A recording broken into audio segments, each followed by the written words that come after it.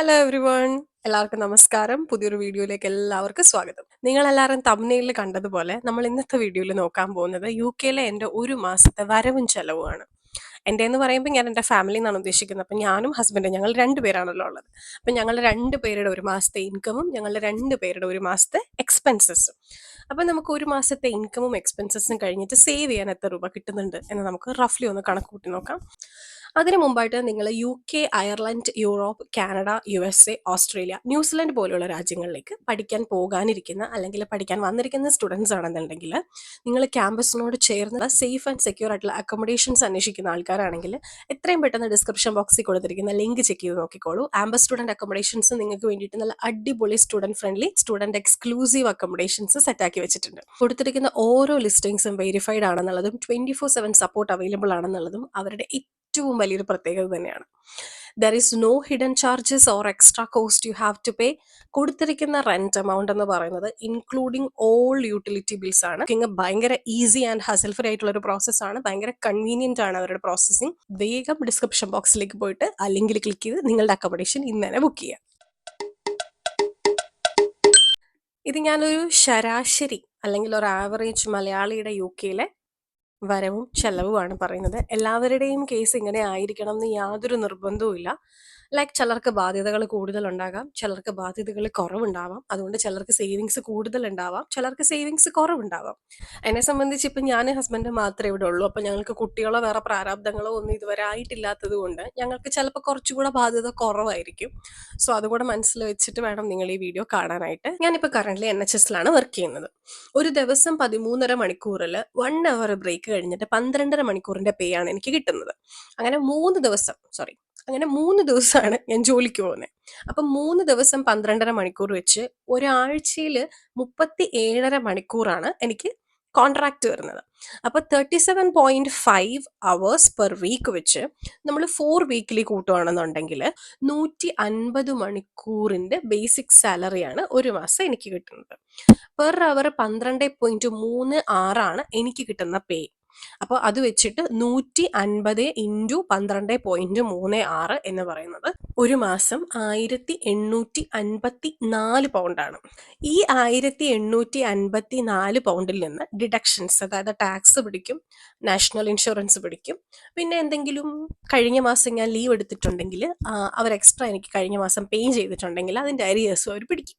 അങ്ങനെ എന്തെങ്കിലുമൊക്കെ പിടുത്തമൊക്കെ കഴിഞ്ഞ് ലാസ്റ്റ് നമ്മുടെ കയ്യിൽ കിട്ടുന്ന എമൗണ്ട് എന്ന് പറയുന്നത് 1600 പൗണ്ടാണെന്ന് വിചാരിക്കുക. ഞാനിപ്പോൾ ഏകദേശം ഒരു കണക്കാണ് പറയുന്നത്, 1600 പൗണ്ട് എന്നുള്ളത്. അത് ചിലപ്പോൾ അങ്ങോട്ടോ ഇങ്ങോട്ടോ ഒക്കെ ചെറിയ വേരിയേഷൻസ് വരാം ഡിഡക്ഷൻ അനുസരിച്ച്. അപ്പോൾ എൻ്റെ ഒരു മാസത്തെ സാലറി 1600 പൗണ്ട്. അതവിടെ നമ്മൾ മാറ്റി വെച്ചു. ഇനി നമ്മൾ എൻ്റെ ഹസ്ബൻഡിൻ്റെ ഒരു മാസത്തെ സാലറി നോക്കാൻ പോവാം. ദിവസം 12 മണിക്കൂർ, അതിൽ 1 അവർ ബ്രേക്ക് കഴിഞ്ഞിട്ട് 11 മണിക്കൂറാണ് ഹസ്ബൻഡിന് പേ കിട്ടുന്നത്. അപ്പോൾ 11 മണിക്കൂർ വെച്ചിട്ട് ആഴ്ചയിൽ 4 ദിവസം പുള്ളിക്കാരൻ വർക്ക് ചെയ്യുമ്പോൾ 44 മണിക്കൂറാണ് വീക്കിലി വരുന്നത്. അപ്പോൾ 4 വീക്കിലി നമ്മൾ എടുക്കുകയാണെങ്കിൽ 44 ഇൻറ്റു 4 എന്ന് പറയുന്നത് 176 മണിക്കൂറാണ്. പെർ അവറിന് നമ്മൾ നാഷണൽ മിനിമം വേജ് ആയ 12.21 വെച്ച് കൂട്ടുവാണെങ്കിൽ പോലും 176 ഇൻറ്റു 12.21 എന്ന് പറയുന്നത് is equal to 2148 pound monthly. അപ്പോൾ നമുക്ക് ഒരു മാസം കിട്ടുന്ന ഈ 2148 പൗണ്ടിൽ നിന്ന് ഡിഡക്ഷൻസ് ആയ ടാക്സും നാഷണൽ ഇൻഷുറൻസും ഒക്കെ കുറച്ച് കഴിഞ്ഞ് ഒരു 1800 പൗണ്ടാണ് കിട്ടുന്നത്.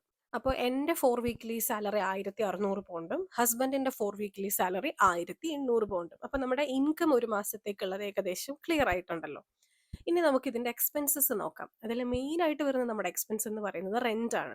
അപ്പോൾ 650 പൗണ്ടാണ് നമ്മളിവിടെ ഒരു മാസം റെൻ്റ് അടയ്ക്കുന്നത്. അപ്പോൾ 650 പൗണ്ട് നമ്മൾ ഇതിനകത്തുനിന്ന് കുറച്ചു. ഇനി നമ്മളുടെ അടുത്ത മേജറായിട്ട് വരുന്ന ഒരു ഓട്ടോ ഡെബിറ്റ് എന്ന് പറയുന്നത് council tax, water bill, wifi bill, ഈ 3 കാര്യങ്ങളും എല്ലാ മാസവും ഓട്ടോ ഡെബിറ്റ് ആയിട്ട് അവരങ്ങ് കൊണ്ടുപോകും. അപ്പോൾ ഈ പറയുന്ന water bill, council tax, wifi bill എന്ന് പറയുന്നത് 3ഉം കൂടി ഞങ്ങൾക്ക് ഒരു മാസം ഓട്ടോ ഡെബിറ്റ് വരുന്നത് അറൗണ്ട് 220 പൗണ്ടാണ്. ഇത് നമ്മൾ കുറച്ചു. ഇനി നെക്സ്റ്റ് വരുന്ന വലിയൊരു ചിലവാണ് കറണ്ട് ബില്ലും ഗ്യാസ് ബില്ലും. കറണ്ട് ബില്ലും ഗ്യാസ് ബില്ലും അറൗണ്ട് ഒരു 200-250 പൗണ്ട്സ് ആയിരിക്കും നമുക്ക് സാധാരണ വരുന്നത്. വിന്റർ മന്ത്സിലാണെങ്കിൽ ചിലപ്പോൾ അത് 275-280 വരെയൊക്കെ പോവും. ഇനി നമ്മുടെ അടുത്ത ഒരു വലിയ ഡിഡക്ഷൻ എന്ന് പറയുന്നത് നമ്മുടെ കാറിൻ്റെ ഇൻഷുറൻസ്, കാറിൻ്റെ ടാക്സ്, കാറിൻ്റെ ബ്രേക്ക് ഡൗൺ കവറേജ്, ഇത് 3ഉം ഓട്ടോ ഡെബിറ്റ് ആണ് പോകുന്നത്. ഇതിന്റെ കൂടെ നമുക്ക് ഒരു മാസം പെട്രോളിന് ആവശ്യമാവുന്ന കാശ് ഒരു ഏകദേശം എമൗണ്ട് വെച്ചിട്ട് എല്ലാം കൂടി നമുക്ക് കാറിന് ഒരു മാസം ചെലവാവുന്നത് അറൗണ്ട് 400 പൗണ്ട്സ് ആണ്. അപ്പൊ അതും നമ്മൾ കുറച്ചു. ഇനി അടുത്ത ഒരു ഓട്ടോ ഡെബിറ്റ് എന്ന് പറയുന്നത് നമ്മളുടെ രണ്ടുപേരുടെയും മൊബൈലിന്റെ ബില്ലാണ്. ഇപ്പൊ എനിക്ക് മൊബൈൽ ബിൽ ഒരു മാസം പിടിക്കുന്നത് 90 പൗണ്ട്സും ഹസ്ബൻഡിന്റെ മൊബൈൽ ബിൽ ഒരു മാസം പിടിക്കുന്നത് 84 പൗണ്ട്സും ആണ്. ഈ മൊബൈൽ ബിൽ എന്ന് പറയുമ്പോൾ ഇത് മൊബൈലിന്റെ EMIയും സിമ്മിന്റെ എയർ ടൈമും രണ്ടും കൂടിയാണ് ആ എമൗണ്ട് വരുന്നത്. പിന്നെ നമ്മുടെ ഗ്രോസറി ഷോപ്പിങ്ങിന് ഒരു മാസം ഏകദേശം ഞങ്ങൾക്ക് രണ്ടുപേർക്കും കൂടി ആവുന്നത് അറൗണ്ട് ഒരു 300 പൗണ്ട്സ് ആണ്. അപ്പോൾ അതാണ് നമ്മുടെ അടുത്ത ഒരു ഡിഡക്ഷൻ എന്ന് പറയുന്നത്. ഇനി ഞങ്ങൾക്ക് രണ്ടുപേർക്കും കോമൺ ആയിട്ട് വരുന്ന ഒരു ഓട്ടോ ഡെബിറ്റ് ആണ് ഇവിടുത്തെ ലോൺ എന്ന് പറയുന്നത്. ഞാനും ലോൺ എടുത്തിട്ടുണ്ട്, ഹസ്ബൻഡും ലോൺ എടുത്തിട്ടുണ്ട്. അപ്പോൾ ഞങ്ങൾക്ക് രണ്ടുപേർക്കും ഒരു മാസം 307 പൗണ്ട് വെച്ച് ലോണ് ഓട്ടോ ഡെബിറ്റ് പിടിക്കും. അപ്പം 307 പൗണ്ട് എൻ്റെ അക്കൗണ്ടിൽ നിന്നും പോവും, 307 പൗണ്ട് ഹസ്ബൻഡിന്റെ അക്കൗണ്ടിൽ നിന്നും പോവും. ഇനി അടുത്ത ഒരു ചെലവ്, ഇത് എല്ലാവർക്കും ഉണ്ടാവണമെന്നില്ല, പക്ഷെ ഭൂരിഭാഗം ആൾക്കാർക്കും ഉള്ള ഒരു ചെലവ് തന്നെയാണ് ക്രെഡിറ്റ് കാർഡ് എന്ന് പറയുന്നത്.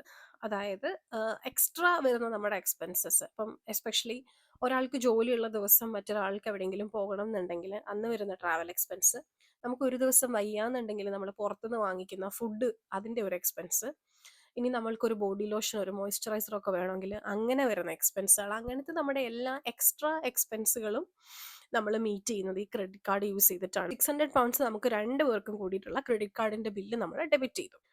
ഇനി വരുന്ന ബാക്കി എല്ലാവർക്കും ഉണ്ടാകാൻ സാധ്യതയില്ലാത്ത വളരെ കുറച്ച് ആൾക്കാർക്ക് മാത്രം ഉണ്ടാകാൻ സാധ്യതയുള്ള ഒരു ചെലവെന്ന് പറയുന്നത് ഓവർ ഡ്രാഫ്റ്റിന്റെ ഇൻട്രസ്റ്റ് ആണ്.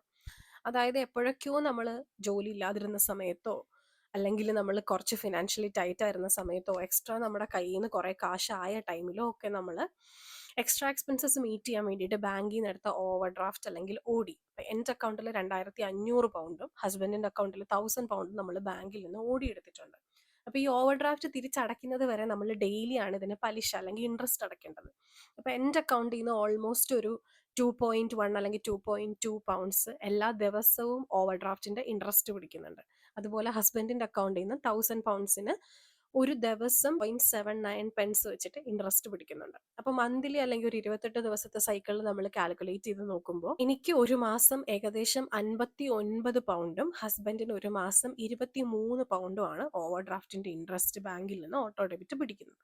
അപ്പൊ ആ ഒരു ഡിഡക്ഷനും നമ്മൾ ഇതിനകത്ത് കുറയ്ക്കുവാണ്. ഇത് എല്ലാവർക്കും ഉണ്ടാവുന്ന ഒരു ഡിഡക്ഷൻ അല്ല, പക്ഷെ എന്നെ സംബന്ധിച്ച് എനിക്ക് അങ്ങനെ ഒരു ഡിഡക്ഷൻ ഉണ്ട്. ഒരു 2.5 വർഷമായിട്ട് ഈ ഓവർ ഡ്രാഫ്റ്റ് നമ്മളിങ്ങനെ കുറച്ച് കാശ് എക്സ്ട്രാ പണിയെടുത്ത് കിട്ടുമ്പോൾ അടയ്ക്കും, പിന്നെയും നമ്മൾ പണി ഇല്ലാണ്ട് അല്ലെങ്കിൽ വയ്യാണ്ടൊക്കെ ലീവ് എടുത്തിരിക്കുന്ന സമയത്ത് അതിൽ നിന്ന് ഇങ്ങോട്ട് തിരിച്ചെടുക്കും, പിന്നെയും നമ്മൾ പണിയെടുത്ത് തിരിച്ചടയ്ക്കും, എന്നിട്ട് നമ്മൾ വയ്യാണ്ടിരിക്കുമ്പോൾ നമ്മൾ തിരിച്ചെടുക്കും. ഇങ്ങനെ ഒരു 2.5 വർഷമായിട്ട് ഓൾമോസ്റ്റ് ഈ ഓവർ ഡ്രാഫ്റ്റ് ഞങ്ങളുടെ രണ്ടുപേരുടെ അക്കൗണ്ടിൽ ഓപ്പൺ ആയിട്ടിരിക്കുന്ന ഒരു സാധനമാണ്. അപ്പോൾ അതിന് നമ്മൾ ഡെയിലി ഇൻട്രസ്റ്റ് അടച്ചുകൊണ്ടിരിക്കുക. അപ്പോൾ ഈ പറഞ്ഞ എക്സ്പെൻസ് എല്ലാം കൂടി ഏകദേശം എത്രയാണെന്നുള്ളതും നമ്മുടെ കയ്യിൽ ബാക്കി എത്ര സേവിങ്സ് ഉണ്ടെന്നുള്ളതും ഒക്കെ നിങ്ങൾക്ക് ഇപ്പോൾ കാണുമ്പോൾ ഏകദേശം ഒരു ഐഡിയ കിട്ടിയിട്ടുണ്ടാവുമല്ലോ. അപ്പോൾ ഇതാണ് നമ്മുടെ ഒരു മാസത്തെ ചെലവും ഒരു മാസത്തെ വരവും. അപ്പോൾ ആർക്കെങ്കിലും ഒക്കെ യൂസ്ഫുൾ ആയി എന്ന് വിചാരിക്കുന്നു ഈ വീഡിയോ. കുറേ പേരൊക്കെ എന്നോട് ചോദിക്കുന്നുണ്ടായിരുന്നു UK വരുന്നത് വേർത്താണ്, UK എങ്ങനെയുണ്ട് ജീവിക്കാൻ, UK എക്സ്പെൻസ് ഒക്കെ ഇപ്പോൾ കൂടുതലാണോ.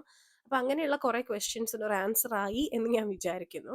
സോ വേറെ ആർക്കെങ്കിലും ഒക്കെ ഈ വീഡിയോ യൂസ്ഫുൾ ആവുമെന്ന് നിങ്ങൾക്ക് തോന്നുന്നുണ്ടെങ്കിൽ അവർക്കും കൂടി ഇത് ഷെയർ ചെയ്ത് കൊടുക്കുക.